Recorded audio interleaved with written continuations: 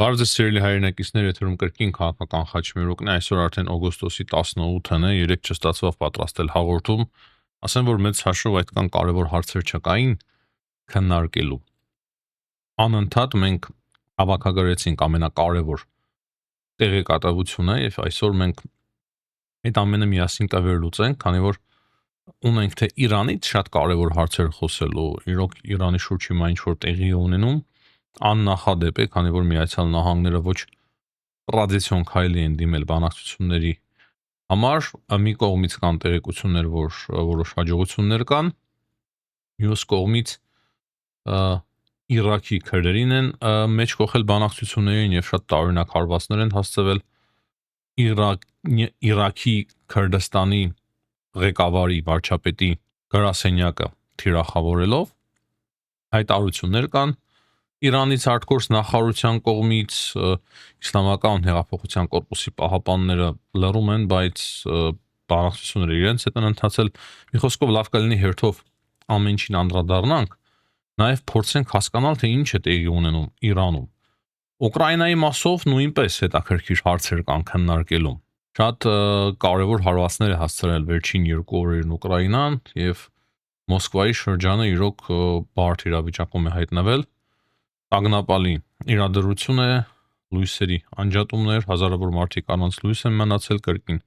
Բալբերիսն է թիրախավորել, մի խոսքով այդտեղ են ունենք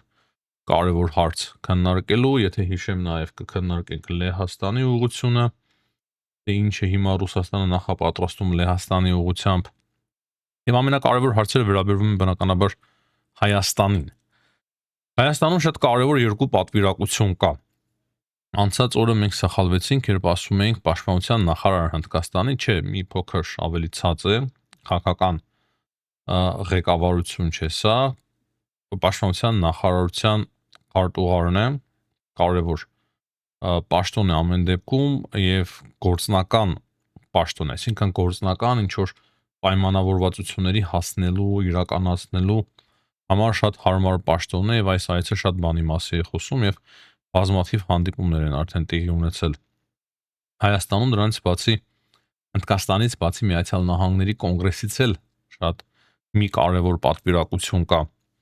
Հայաստանում, որը որ կոնկրետ զբաղվում է, մասնագիտացված է այդ պատվիրակությունը կոնգրեսի ներկայացուցիչների պալատի հենց պաշտպանության ոլորտի մասով են իրենք պատասխանատու եւ դրա համար ահա այդ պատվիրակության հետ նույնպես բանակցությունները չափազանց կարևոր են, արդեն տեսանք, որ Արարատ Միրզոյանի հետ հանդիպում է տեղի ունեցել, այսինքն Արարատ Միրզոյանը հանդիպել է այդ պատվիրակության ներկայացուցիչների հետ, ինչպես նաեւ Փաշինյանն է հանդիպել տվյալ պատվիրակության ներկայացուցիչների հետ։ Մանրամասն այս հարցերը մի քիչ երկար ստացվեց անոնսը կներկայացնենք։ Այս օգոստոսին փոքր խառը ամիս է։ Նաև տեղեկությունները կասկատուր են այստեղից, այնտեղից, բայց Ուկրաինայի ուղղությունը շատ զարմանք է առաջացնում, շատ ակտիվ է եւ հիմնական հարցերը միշտ էլ վերջերս Ուկրաինային են վերաբերվում։ Չնայած ինչպես նշեցի, Հայաստանին վերաբերվող շատ կարևոր երկու հարց ունենք։ Անպայման բաժանորդագրվեք, սիրելի հայրենակիցներ, լայքեք, մեկնաբանեք, դա իրոք մեծ ուժ է տալիս շարունակելու համար մեր աշխատանքը։ Շնորհակալ եմ բոլոր նրանց, ովքեր որ միշտ արձագանքում են։ Սկսենք նրանց, որ Հնդկաստանի պաշտպանության նախարարության քարտուղարը գտնվում է Հայաստանում։ Հաղորդագրություններից պարզ է դառնում, որ հանդիպումները եղել են Սուրեն Պապիկյանի հետ, ինչպես նաև փոխնախարարի հետ։ Նրանց բացի մեկ կարևոր հաղորդագրություն կա, որ Ռաջես Կումար Սինգը հանդիպել է Հայաստանի բարձր տեխնոլոգիական արդյունաբերության նախարար Դավիթ Թադևոսյանի հետ։ Եվ այստեղ մենք տեսնում ենք նաև հաղորդագրության մեջ շատ կարևոր մեզ համար տեղեկատվություն, որից որ փաստացի մենք հասկանում ենք, որ հիմա խորացնում է Հնդկաստանը եւ Հայաստանը ռազմատեխնիկական ոլորտում համագործակցությունը, այն ձեռքբերումները, որը որ ունեցել է Հայաստանը, տեխնոլոգիական առումով, ռազմական առումով Հայաստանը կկիսվի Հնդկաստանի հետ, իսկ Հնդկաստանը կկիսվի Հայաստանի հետ, այսինքն համատեղ շատ խորը համագործակցություն է ծավալվելու պաշտպանական տեխնոլոգիական ոլորտում Հնդկաստանի եւ Հայաստանի միջև։ Միանշանակ ես կարող եմ փաստել, որ օրեցօր խորանում են հայ-հնդկական հարաբերությունները, մենք նաև նախկինում տեղեկացել ենք, որ համատեղ արտադրություն է ստեղծվելու եւ հնդկական նաև որոշ զենքեր փորձելու են արտադրել Հայաստանում։ Հիմա կարծում եմ, որ մենք արդեն անցնում ենք հաջորդ փուլի եւ ինչպես արդեն նշեցի, այն տեխնիկական առաջընթացը, որ Հայաստանում գրանցվեց, ճիշտ է դեռևս համեստ տեխնիկական առաջընթաց է ռազմական ոլորտում, բայց նշանակալի։ Այդ ամենով Հայաստանը կկարողանա կիսվել Հնդկաստանի հետ, Հնդկաստանն էլ իրենովը Հայաստանից բնականաբար կլինեն այնպիսի ոլորտներ, որտեղ որ գաղտնիքներ կլինեն եւ չեմ կարծում, որ ամեն հարցով կողմերը միմյանց հետ կկիսվեն, բայց արդեն որ համատեղ արտադրություններ են ստեղծում եւ փոխանակվում են տեխնոլոգիաներով, դա շատ բանի մասին է խոսում, շատ կարևոր է միանշանակ մեզ համար։ Ու ինչպես արդեն նշեցի, կոնգրեսի ներկայացուցիչները, ու եթե ավելի կոռեկտ լինենք, կոնգրեսի ներկայացուցիչների պալատի անդամ Աբրահամ Համադեն հանդիպել է Նիկոլ Փաշինյանի հետ, ով որ այցով գտնվում էր Հայաստանում, ինչպես նշեցի, ներկայացուցիչների պալատի այս անդամը, այս ներկայացուցիչը կոնկրետ պաշտպանական ոլորտում է մասնագիտացած, կոնկրետ պաշտպանական ոլորտով է զբաղվում։ Եվ այս ամենից ես կարող եմ մեկ ենթադրություն անել, բնականաբար հաղորդագրությունների մեջ մենք շատ բան չենք տեսնում, այստեղ տեսնում ենք, որ Արարատ Միրզոյանը նույնպես հանդիպել է, քննարկել են հայ-ադրբեջանական կարգավորումը, օգոստոսի 8-ի փաստաթուղթը, բայց այդ ամենը ինձ հուշում է մեկ բան, որ Հայաստանը եւ Միացյալ Նահանգները նոր պայմանավորվածություններ են ձեռք բերում եւ նոր պայմանավորվածություններ են ձեռք բերում նաեւ ռազմական ոլորտում։ Մենք գիտենք, որ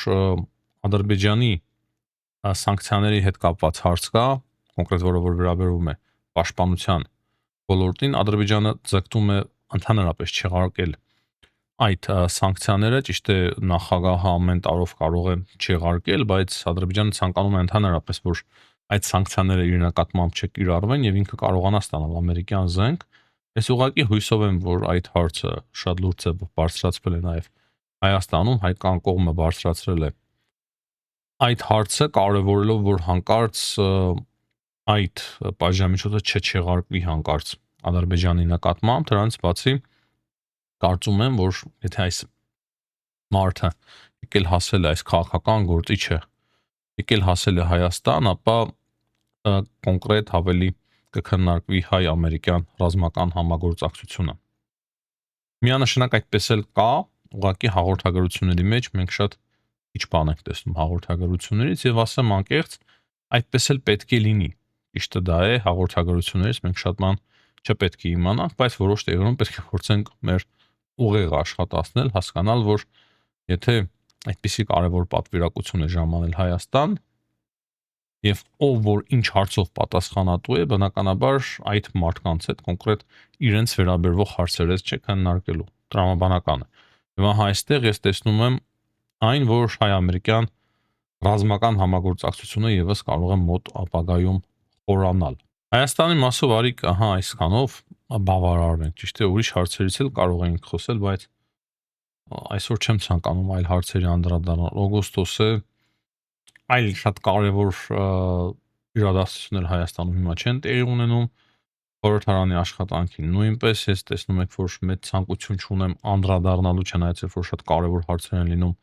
միանշանակ անդրադառնում ենք եւ կանդրադառնանք։ Այսօր հետաքրքիր տեղեկություն ենք մենք ստանում Ադրբեջանից, որ Ադրբեջանի եւ Ռուսաստանի միջև նոր սկանդալ է փաստացի հասունանում, որ առաջ տեղեկացանք, որ ադրբեջանական համայնքի ներկայացուցիչն են արտաքսում Ռուսաստանից, այսօր տեղեկանում ենք այն մասին, որ Բաքուն Ռուսաստանի դեսպանին կանչել է Ադրբեջանի արտգործնախարարություն բողոքի նոտա են հանձնելու եւ դրանից բացի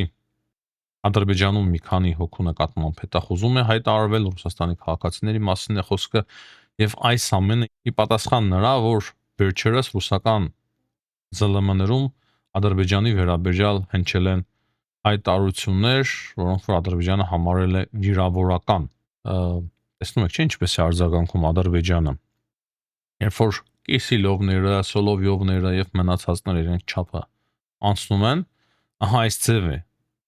արձագանքում Ադրբեջանը, ճիշտ է,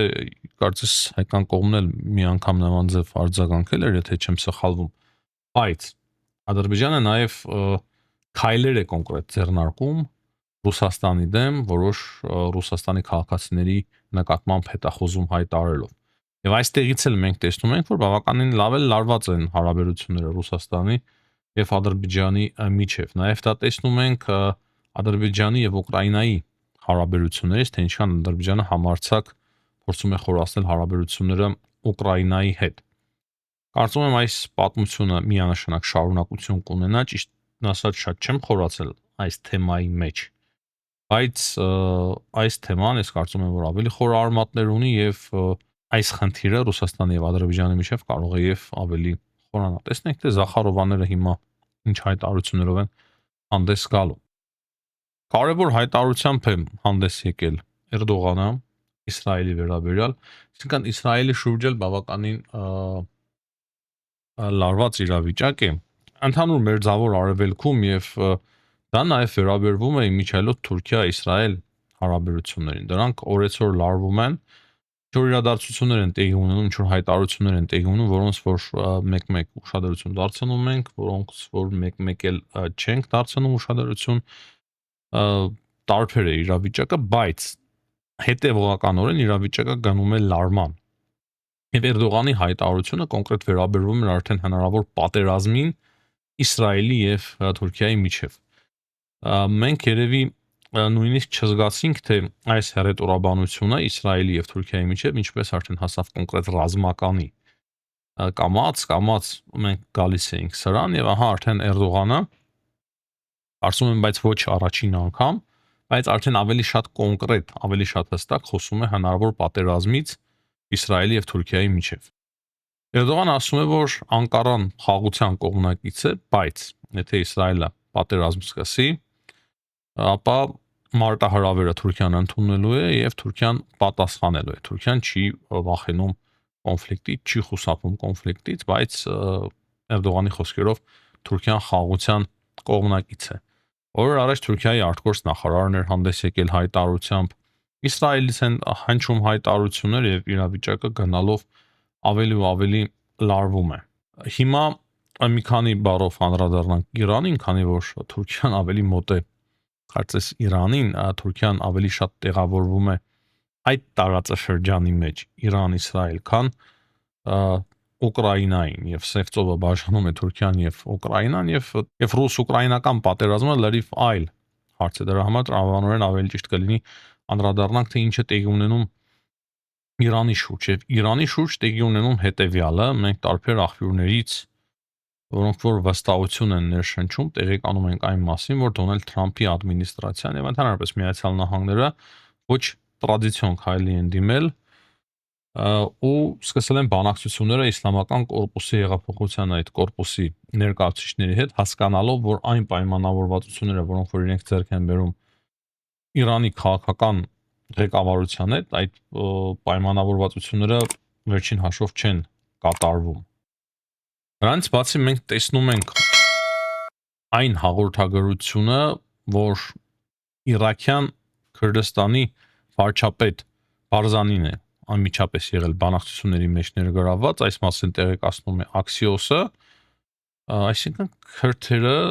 Իրաքյան Քրդստանը իր վարչապետով ներգրավված է եղել բանակցություններին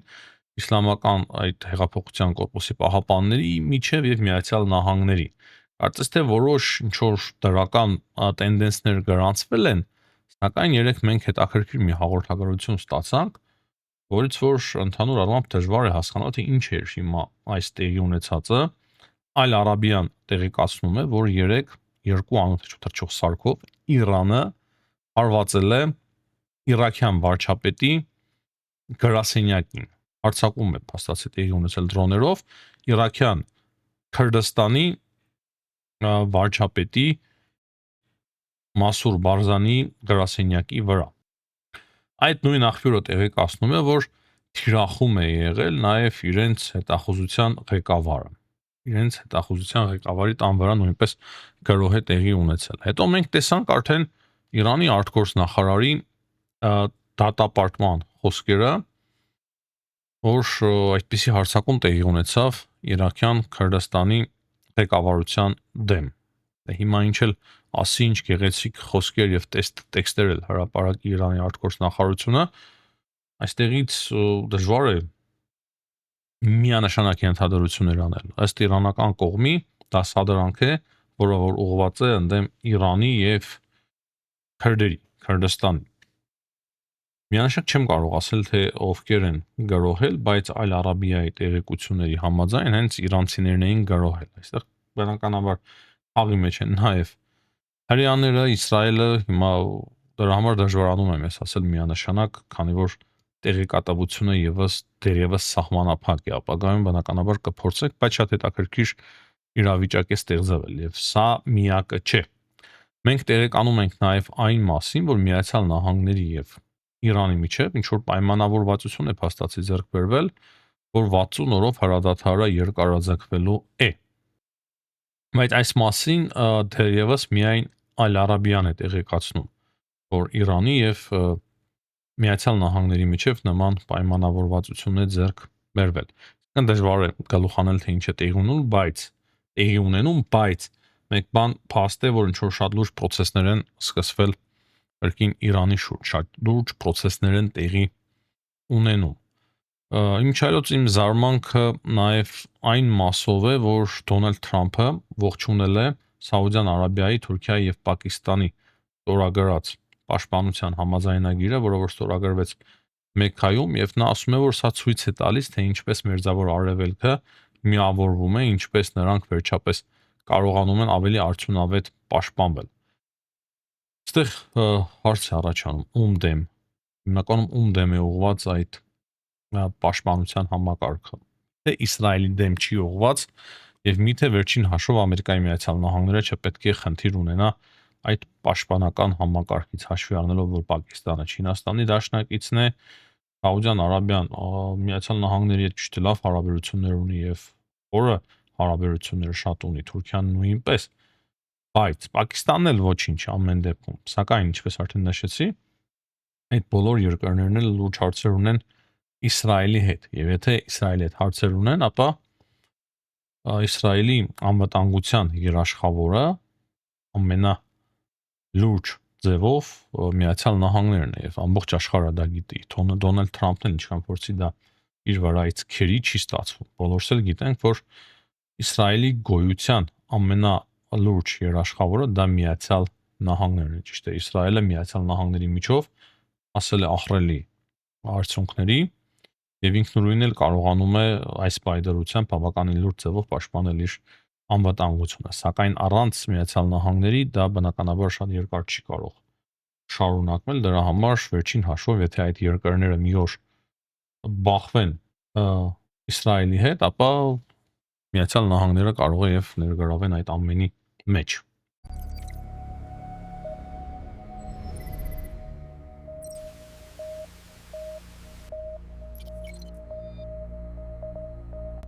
Հիմա խոսենք Ուկրաինայից։ Երեք երեկոյան շատ կարևոր տեղեկություն տեսա, որ Ուկրաինան կարողացել է հետ գրավել Անդրեևկա Կլևցովո շրջանը, ավելի կոնկրետ բնակավայրը, եւ սա շատ կարևոր առաջխաղացում է ուկրաինական զորքերի համար։ Դրանից բացի մենք տեղեկանում ենք այն մասին, որ այսօր արդեն 600 անթեթ սարք գրոհել է Մոսկվայի ուղությամբ։ Այդ հաղորդագրություններից հետո մենք տեղեկանում ենք այն մասին, որ կրկին